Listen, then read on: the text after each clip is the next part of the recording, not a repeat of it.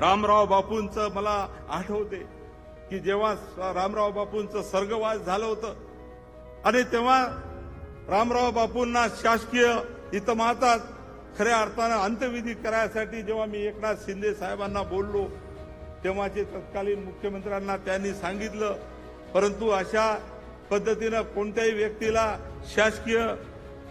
या ठिकाणी पद्धतीनं त्यांचं अंत्यविधी करता येत नाही अशा पद्धतीनं या ठिकाणी सांगितल्या गेलं।